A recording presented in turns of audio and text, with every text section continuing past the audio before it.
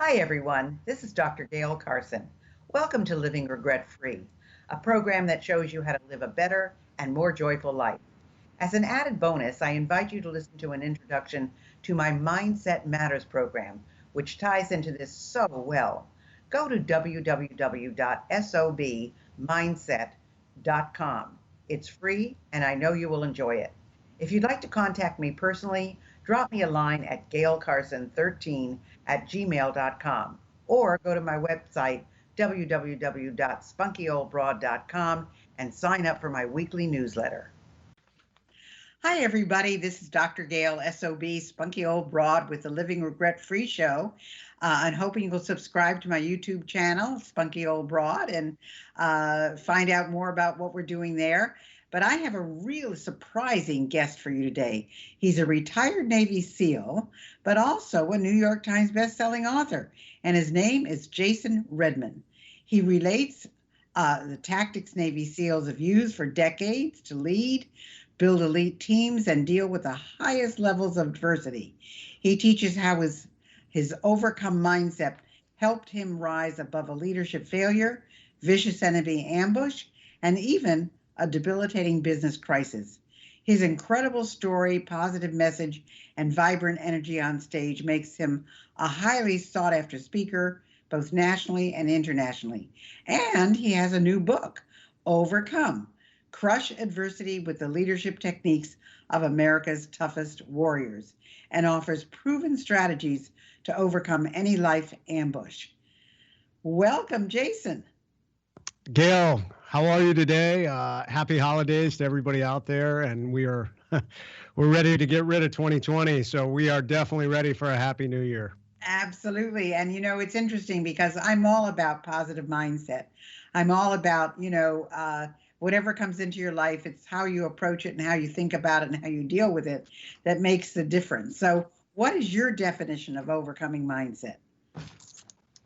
Oh, I love it. My definition of an overcome mindset is the mindset that basically says it doesn't matter what adversity or obstacles are in my path. I will find a way over it, around it, through it, or under it if necessary to get to the other side. And understanding that the outcome isn't always what we hope or wish for. That's a critical component that I think sometimes people get tripped up on.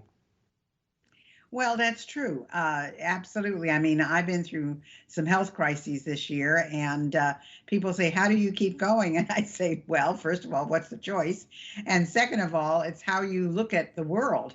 So you talk about something called the Pentagon of peak performance.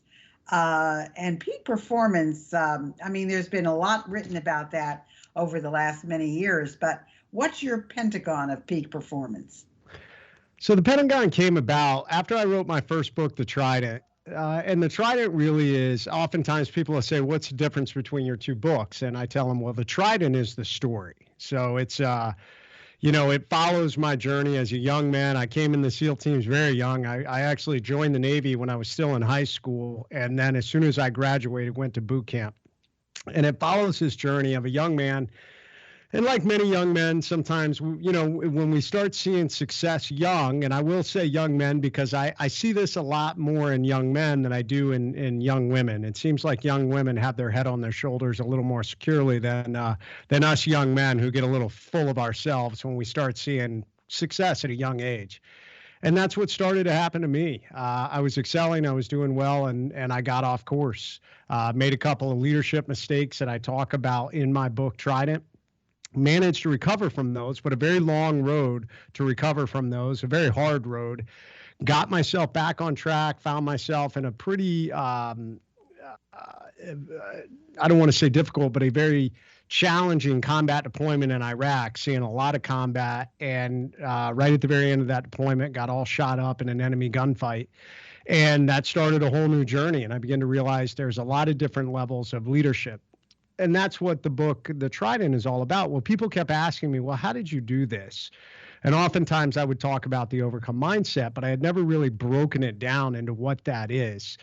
The second book, Overcome, I really started digging deep into all these different details. What enabled me to make it through there? And I came up with 5 key principles that I noticed across the board when I was talking to I interviewed different people in the book Overcome, everybody from high-level military special operations leaders to wounded warriors to individuals who left the military and found success in business. And I noticed there were about 5 key principles. They were the same 5 key principles that enabled me to get out of my leadership failure and also enabled me to overcome and drive past these grievous injuries. I mean, I was shot 8 times between my body and body armor, including around to the face. And it took 4 years and almost 40 surgeries to put me back together. So these 5 key areas, the Pentagon and peak performance, that I tell people are 5 areas of leadership that I highly recommend that you put time and effort into every week. I would recommend every day, but sometimes there's ebbs and flows of life. So if you can get to the end of the week and you put time into these 5 areas, you're going to be successful. Those 5 areas are physical leadership, broken down into nutrition, fitness, and sleep. Their mental leadership, how we're constantly consuming data in this day and age. So how are you educating yourself? How are you challenging your beliefs? How are you surrounding yourself with like-minded, positive people, mentorship groups, mastermind groups? What are you doing to constantly make yourself better and educate yourself better in the area of the world that you're working in? Emotional leadership. How do we manage our emotions? How do we manage positivity in the face of negativity? How do we maintain an even keel as a leader, both highs and lows, as we're going through anything from crisis to just the normal everyday successes of life? Number 4 is social leadership. How do we build our circle of influence? And how do we make sure we're investing time in every part of our life, whether it's both our business relationships, professional relationships, all the way down to our innermost, most important teams that oftentimes a lot of people take for granted. And they realize in the end or in a crisis how much they need those innermost teams, our closest friends and family. And then the last one is spiritual leadership. How do we get outside of ourselves? For a lot of people, faith plays a part in that. For others, I encourage you to get outside of yourself through everything from meditation to breathing exercises to gratitude exercises, just to do things that you're no longer focused inward, you're really focused outward. And if you put time and effort into those 5 key areas, when the major crises come along, you will be better balanced and prepared for them. And I guarantee you will be a better leader. Wow. Well, I thought I was doing bad with 17 surgeries, but 40, you outnumber me, Jason, a lot. So I know what you probably have been through. On the other hand, I have to say, I am fortunate to have been raised by the parents that I had, because I had at least 4 of those 5. I wasn't as spiritual as I could have been, but my son has turned out to be very spiritual and has educated me. And I have learned to give gratitude and to give forgiveness and to be more aware of the people who are around me. So I concur with your five different traits there. But you also talk about the change pyramid. Where does that fit in? So the change period is another area when you start to look at peak performance, what truly makes a difference. And if you start to look at individuals, and I've been very fortunate in my life to have grown up in a community of very elite performers. I mean, the SEAL teams are very effective at what they do, not only because they're great warriors, but physically we train to some of the highest levels. I mean, we definitely have guys within the SEAL teams who could easily compete at an Olympic level. And what I began to see is I not only grew up in this community, but then later interacting with professional athletes and even Olympic athletes, and then even some of our top tier business professionals across the country, I noticed a common theme, and I broke it down into the 4 areas of what I call the pyramid of change. And the base level of the pyramid of change is the area of no effort. It's just a person who's really just hoping that someone will come along and save them, but they really put out zero effort to move themselves forward in life. And obviously it got its name just because there is no effort, there is no change that occurs. I want to jump all the way to the top level for a specific reason. And that reason at the top is the area of burnout. It's the frenetic activity. And there's a lot of us, especially type A individuals, who operate at this level. I'm guilty, if I'm not careful, that I can end up in this level. And this is where we're trying to do way too much. We're spinning our wheels, but we're not making a lot of progress. This is where mistakes can occur. And this is where we really have to watch ourselves. Most people fall in the two middle levels of the pyramid of change. And the second tier level is the area of the status quo. This is where most people will do, if you tell them the level they need to be at, they will just do that. If you tell someone at this level, hey, you need to work out 3 times a week, they're only going to work out 3 times a week. They're never going to do more than that. If you tell them they need to do A, B, and C in their work life, they're only going to do A, B, and C. The problem with that is over time, human beings, when we achieve the status quo, we get into our comfort zone and it almost becomes mindless. There's really no more challenge. We'll just go through the motions and we'll get things done, but then we wonder why we're not growing and getting better. The third tier, under the level of burnout, is the zone of discomfort. And in this zone, this is where people actually start to push out of their comfort zones. If you tell them, I need you to do A, B, and C in work, well, they're going to say, well, you know what? If I do D and E, it's not only going to make the organization, our team better, it's going to make me better. I'm going to learn new things, even though I may not know how to do that. I've got to get a little uncomfortable to do that. If you look at it from a family relationship area, it may be, things are not going right, but we may need to get into some uncomfortable conversations just so we can fix our marriage or fix our relationship. We may need to go places that we haven't been before in order to do that. And what I've come to find is peak performers recognize when they're in the comfort zone and they're always looking for the next level to go. They're always going to add one more thing, whether it's in their workout, whether it's in their work relationship, whether it's in their personal relationship, they will push up into that zone of discomfort. And they don't do it at such a level that they stay up in the burnout zone, although many of us have to watch that, but they push it just at an incremental level. And they get up into that level and they do it long enough until it becomes comfortable. And then suddenly they've established a new comfort zone at a higher tier.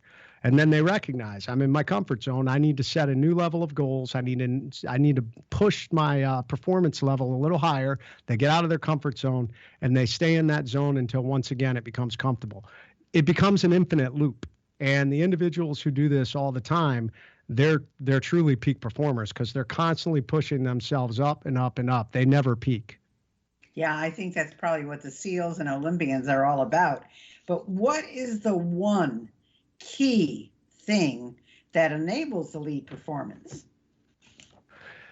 I think the biggest thing that enables it is bad things are going to happen to everyone. And I think what truly makes the difference between elite performers and everybody else out there is how quickly we deal with the crisis and adversity that comes along in our life. 2020 has been just a dumpster fire of a year, as I've heard a lot of people say. I have some more colorful words I probably would use, but obviously we're on radio and I don't want to say those things. But the reality is I have so many people, including myself. I mean, it's been a tough year for us too. I'm having some health issues right now that they haven't been able to figure out. But the difference is, just like you said earlier, Gail, well, what am I going to do? Are you going to lay there and feel sorry for yourself, or are you going to drive forward? Another SEAL I know used to say, not dead, can't quit. And I love that because it's really true. If you have that mindset, that is the essence of the overcome mindset. And a key component of that, especially when crisis comes along, and it is really the fundamental level of my Overcome book and everything that I speak on, is this idea when crisis, adversity, when bad things happen to you, you as a human being have the greatest superpower in the world. And so many people don't take advantage of it. And your superpower is you have a choice. You have a choice in how you're going to deal with the adversity that comes along in your life. And this kind of goes right back. This goes back to the very beginning of what I talked about, that it's not always the outcome that we want. And this is something that's a little hard to wrap your head around, because obviously if we have a health issue, we want to be perfectly healthy and we want to be healed. But that's not always the case. I know a lot of wounded warriors who lost limbs, and their limbs are not going to grow back. There's a lot of amazing medical technology. We can give them prosthetics, we can give them different things, but they will never get back to that full 100% where they have major use of their limb. I don't care how bad they wish it, or, those things just aren't going to happen. So we have to learn how to deal with that and set our new, figure out what our new 100% is. And the people who figure out how to do that the fastest, they are the individuals who always are driving forward positive and reaching that elite level. In special operations lingo, we have a term for when we are attacked or when we're in a bad situation. We call it you're on the X. And in order to survive, anytime you're attacked or in an ambush like I was, you have to get off the X as quickly as possible. And that's one of the big things I talk about in my book, is a whole methodology on how to get off the X as quickly as possible. Elite performers know that feeling sorry for yourself, looking back at what we've lost, being upset because we're not getting to accomplish our goal that we thought we were going to achieve, or wasting a lot of time on trying to figure out on a thing, someone or something to blame for why we're on the X. None of that matters. All of those are merely time killers. You're just spending more time on the X, wasting time. What you want to do is figure out how quickly I can get off the X, and that's what leads you to get back on course or set a new course after what crisis has occurred. Well, I totally agree with you, because there are a lot of people who are, I talk to, and they're talking about the same problem they had a year ago, and they haven't done anything about it, and they haven't done anything to make any change.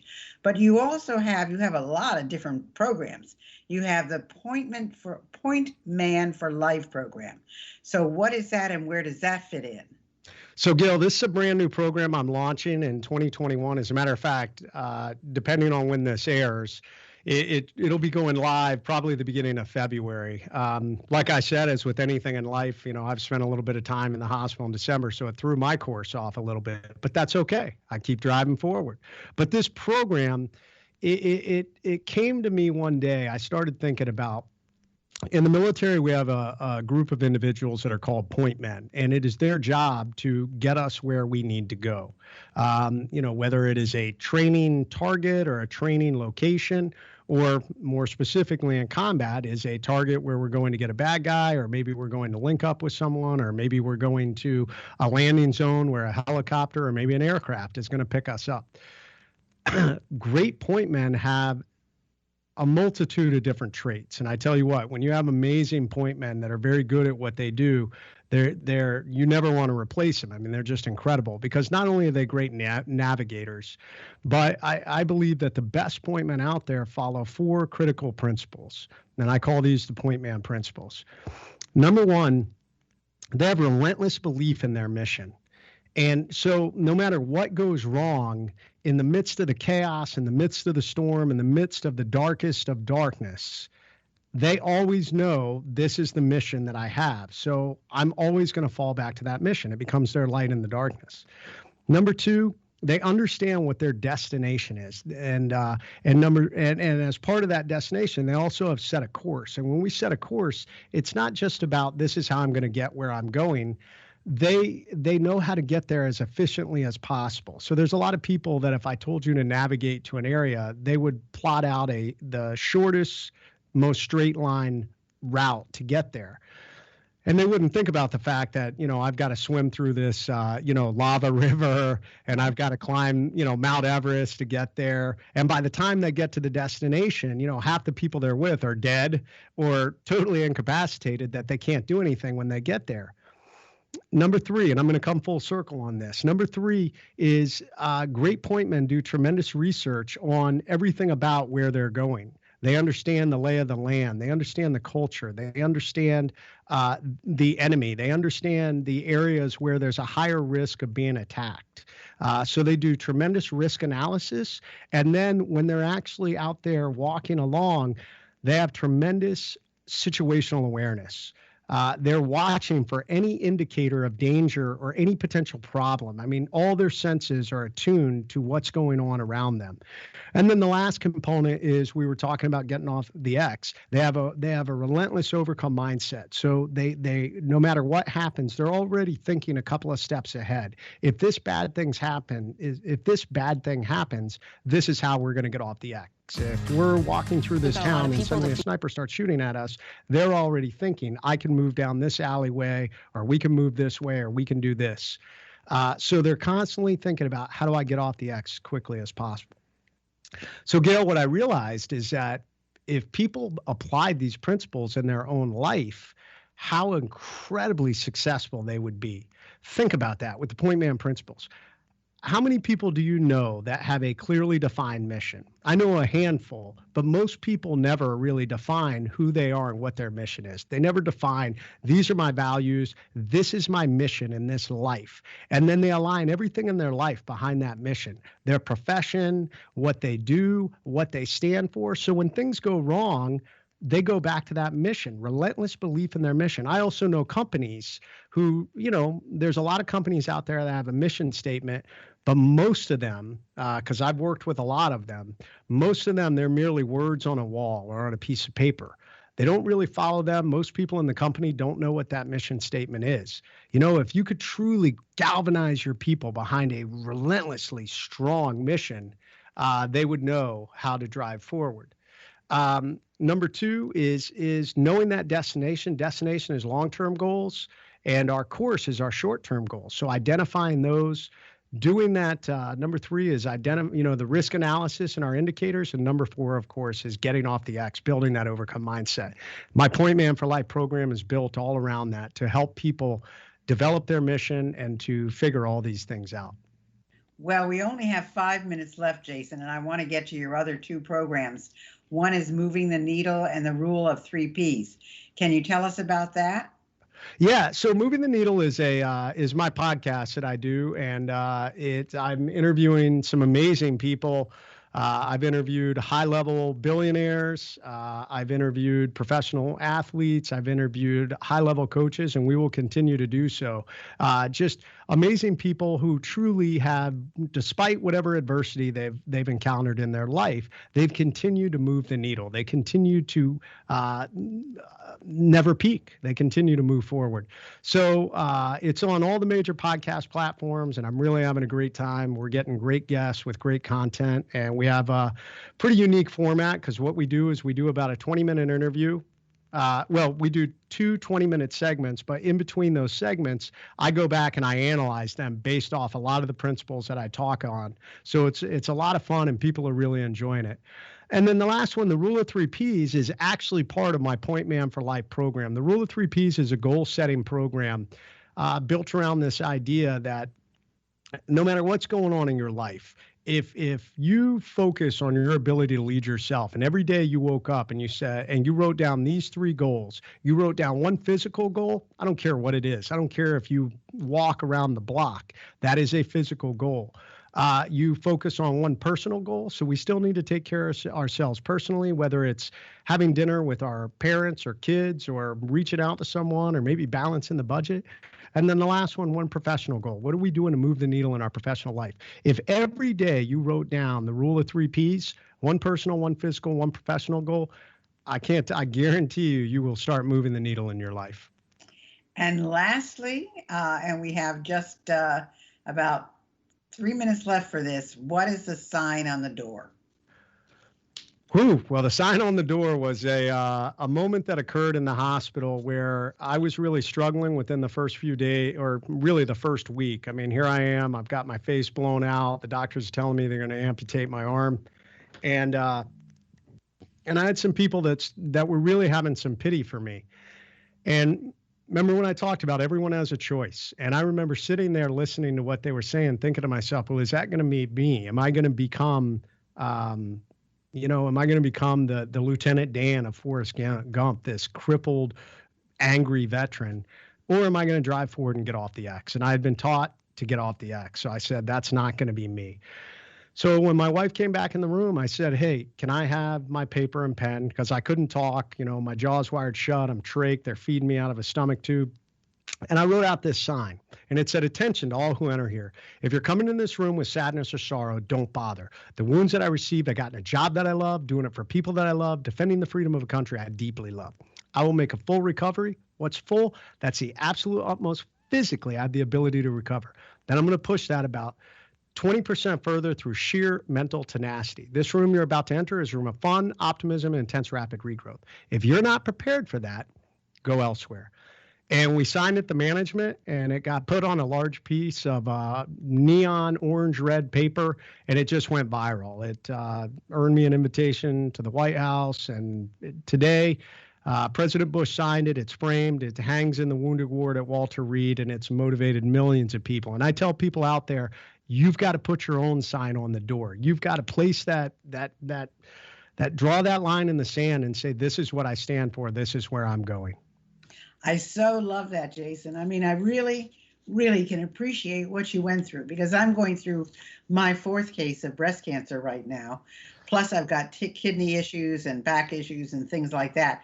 But every day I get up and keep going no matter what, because that's my choice to do that. And what's the good of sitting in bed feeling sorry for myself? So you and I are in sync there. So people, if you want to get a hold of Jason, his website is Jason Redman, REDMAN.com, and his book is Overcome: Crush Adversity with the Leadership Techniques of America's Toughest Warriors. Wow, thank you so much for a wonderful interview, Jason. I wish you only the best in the future, and I know it's going to come to you. I have no doubts at all. And I want to remind people, if you're looking to find out more about us, go to spunkyoldbroad.com, go to my sobuniversity.com where my programs are, go to our store, see some of the things that I have for you there. And, we love to have you tune into our broadcast. So thanks so much, Jason, for being with us today. Thanks for listening, and I hope you enjoyed today's show. I choose my guests carefully. So if you have someone you'd like me to interview, please drop me a line at gailcarson13@gmail.com. In the meantime, check out my intro program, Mindset Matters, at www.sobmindset.com. See you next week.